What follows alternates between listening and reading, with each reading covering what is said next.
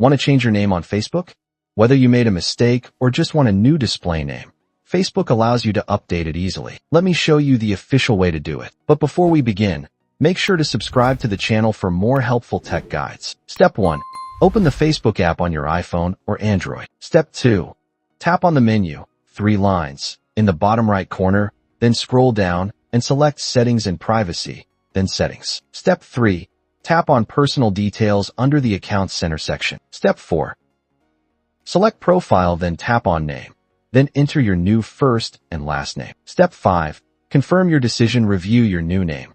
Then tap Review Change. Choose how you want your name to appear and enter your password to confirm. Important things to know: you can only change your name once every 60 days. Facebook doesn't allow symbols, numbers, or unusual capitalization in names. Your name must follow Facebook's name policy to be approved. If you found this helpful, don't forget to like, subscribe, and hit the bell icon for more quick tech guides. See you in the next one.